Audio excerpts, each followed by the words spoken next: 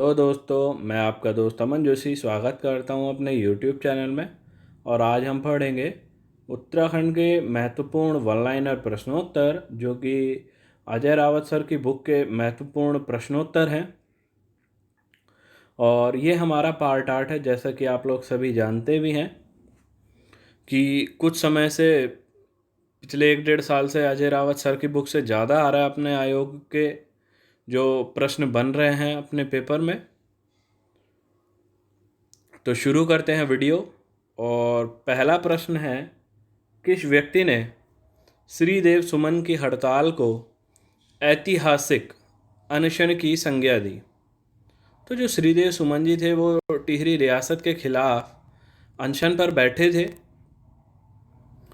तो उसको जो है, उनके अनशन को किसने एक ऐतिहासिक अनशन की संज्ञा दी थी? तो वो थे डॉक्टर शेखर पाठक। ध्यान रखेंगे। अगला प्रश्न है, सुमन जी को सर्वप्रथम टिहरी जेल में कब डाला गया था? श्रीदेव सुमन इतनी ग्रेट पर्सनैलिटी थे उत्तराखंड की, जिनको कभी भुलाया नहीं जा सकता। और आयोग भी इनसे संबंधित प्रश्न हमेशा अपने एग्ज़ाम में देता है। तो इनसे संबंधित प्रश्नों को हमेशा याद रखें, बिल्कुल अपने जहन में, अपने दिमाग में बसाए रखें, कभी भूलें ना। तो प्रश्न क्या था कि सुमन जी को सर्वप्रथम टिहरी जेल में कब डाला गया था? तो वो थे 30 दिसंबर 1943 को श्रीदेव सुमन को जेल में डाला गया था। नेक्स्ट क्वेश्चन है, क्वेश्चन नंबर 3, टिहरी राज्य प्रजामंडल की स्थापना कब हुई? तो टिहरी राज्य प्रजामंडल की स्थापना हुई थी 1938 में। नेक्स्ट प्रश्न है, अखिल पर्वतीय सम्मेलन कब हुआ था? तो अपने उत्तराखंड में अखिल पर्वतीय सम्मेलन हुआ था 23 जनवरी 1939 को। नेक्स्ट इंपॉर्टेंट प्रश्न है, आज़ाद पंचायत की सभा कहाँ होती थी? आज़ाद पंचायत जिसकी स्थापना दयाराम रवाल्टा जी ने की थी, तो उसकी जो सभाएं वो होती थी चंद दोजरी क्षेत्र में, जो कि लाखा मंडल में था। अगला प्रश्न है, टिहरी में अंतरिम सरकार की स्थापना कब हुई? तो टिहरी में अंतरिम सरकार की स्थापना हुई थी 15 फरवरी 1948 को। नेक्स्ट प्रश्न है, मानवेंद्र शाह का राज्याभिषेक कब हुआ था? तो मानवेंद्र शाह का राज्याभिषेक हुआ था 5 अक्टूबर 1946 को। अगला प्रश्न है, टिहरी दरबार में शांति सुरक्षा अधिनियम कब लागू हुआ था? तो टिहरी दरबार में जो शांति सुरक्षा अधिनियम था वो लागू हुआ था 28 अप्रैल 1947 को। बहुत इंपॉर्टेंट प्रश्न है। नेक्स्ट इंपॉर्टेंट प्रश्न है कि यह किस पत्र में प्रकाशित किया था कि आंदोलन व आलोचना का युग कभी बंद नहीं होना चाहिए? तो ये छपा था शक्ति समाचार पत्र में प्रकाशित हुआ था, जो कि 1918 में शुरू हुआ था। शक्ति समाचार पत्र अल्मोड़ा अखबार बंद होने के पश्चात बद्रीदत्त पांडे जी द्वारा शुरू किया गया था। 1918 में बद्रीदत्त पांडे का कुमाऊं जो से चलता था अखबार, जो था अल्मोड़ा अखबार, 1871 में शुरू हुआ था। कमिश्नर लोमस पर व्यंग्य कसने के कारण 1918 में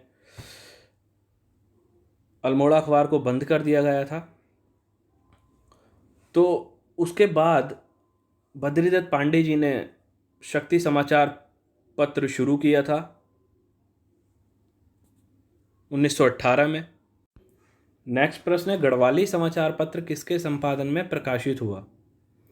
तो जो गढ़वाली समाचार पत्र था वो था गिरिजा प्रसाद नैथानी द्वारा जो प्रकाशित, और 1905 में शुरू हुआ था। विथ डेट अगर आपका आए तो 5 मई 1905।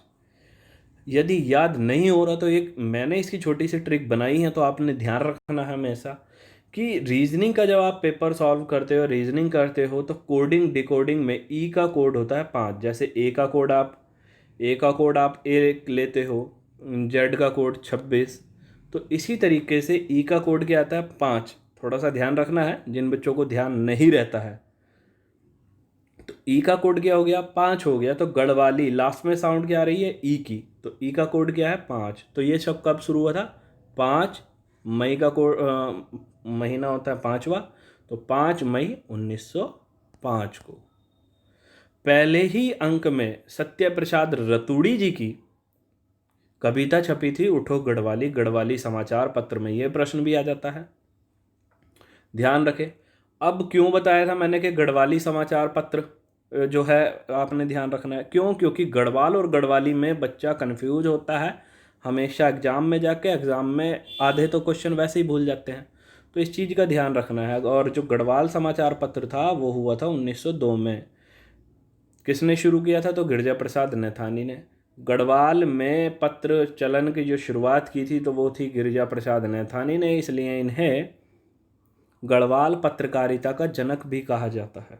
बहुत ही इंपॉर्टेंट प्रश्न है कि गढ़वाल पत्रकारिता का जनक, तो गिरजा प्रसाद नैथानी। एक ही प्रश्न में आपने हमेशा 4-5 प्रश्न उनके बिल्कुल फैक्ट को ध्यान रखें, जिससे कभी आपको भूलने में परेशानी, जो भूलना की दिक्कत है वो आपको ना हो, भूलने की दिक्कत ना हो। अगला इंपॉर्टेंट प्रश्न है, गढ़वाल का पहला हाईकोर्ट वकील का श्रेय किसे जाता है? तो जो गढ़वाल के पहले हाईकोर्ट वकील थे वो थे तारादत्त गैरोला जी। तारादत्त गैरोला जी संपादक रहे हैं तारादत्त गैरोला जी कुमाऊं परिषद के अधिवेशन के अध्यक्ष रहे हैं, दूसरे वाले के, जो दूसरा अधिवेशन हुआ था उसके अध्यक्ष रहे हैं। अगला प्रश्न है, किस पत्र ने महात्मा गांधी को भारत का अवतार और विश्व का सर्वश्रेष्ठ व्यक्ति कहा है? तो वो था गढ़वाली समाचार पत्र, जो कि 1905 में शुरू हुआ था और 1952 में बंद हो गया था। गढ़वाली समाचार पत्र। नेक्स्ट इंपॉर्टेंट प्रश्न है, कुली बेगारा के उन्मूलन के संबंध में किस पत्र ने यह लिखा, बिना रोए माँ के बच्चों को दूध नहीं पिलाती है? तो वो था गढ़वाली समाचार पत्र। बहुत ही इंपॉर्टेंट प्रश्न है दोस्तों ये। नेक्स्ट क्वेश्चन है, यह किसने कहा, माताओं और बहनों वह दिन अब दूर नहीं जब हम आज़ादी की सांस लेंगे? तो महात्मा गांधी जी ने कहा था। नेक्स्ट प्रश्न है, कुमाऊं यात्रा के दौरान गांधी जी को हरिजन कोष से कितने रुपए प्राप्त हुए थे? बहुत ही ज़्यादा इंपॉर्टेंट प्रश्न है। 24,000 रुपये प्राप्त हुए थे उस समय में, बहुत थे। 24,000 रुपये बहुत ही ज़्यादा थी। 1950-1940 का दौर रहा था। तो हरिजन कोष से कितने रुपए प्राप्त हुए थे कुमाऊं यात्रा के दौरान गांधी जी को? 24,000 रुपये।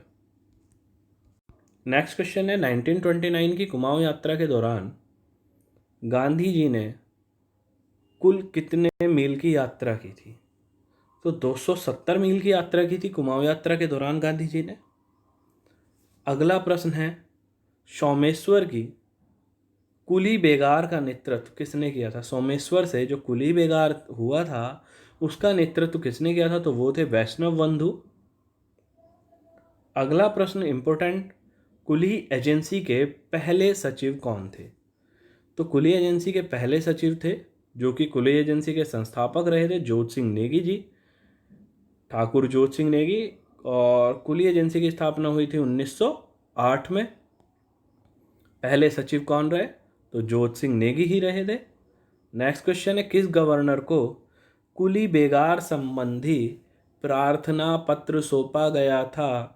तो लॉर्ड कर्जन को सौंपा गया था कुली बेगार संबंधी प्रार्थना पत्र। नेक्स्ट क्वेश्चन है, कब ब्रिटिश सरकार ने यह घोषणा की कि बर्दायस वाला बेगार का मूल्य दिया जाएगा? तो 1907 में की थी यह घोषणा। नेक्स्ट क्वेश्चन है, कुली एजेंसी का मुख्य हेडक्वार्टर कहाँ था? तो मेन जो हेडक्वार्टर था वो था पौड़ी में, जबकि 1913 तक आते आते कुली एजेंसी की 10 शाखाएं बन गई थी। बहुत ही इंपॉर्टेंट बात है ये। नेक्स्ट प्रश्न है, संयुक्त प्रांत का पहला हिंदी अखबार कौन सा माना गया?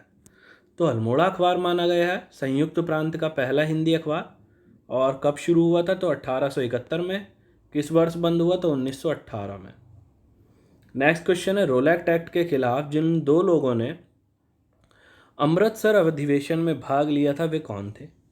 तो रोलेक्ट एक्ट, जिसे काला कानून कहा जाता था, 1919 में आया था। और उसमें जो अमृतसर अधिवेशन में भाग लेने वाले व्यक्ति थे तो वो थे बैरिस्टर मुकुंदलाल जी और अनुसुईया प्रसाद बहुगुणा जी। बैरिस्टर मुकुंदलाल क्यों फेमस है हम अपने उत्तराखंड में? मौला राम के चित्रों को दुनिया के सामने लाने के लिए।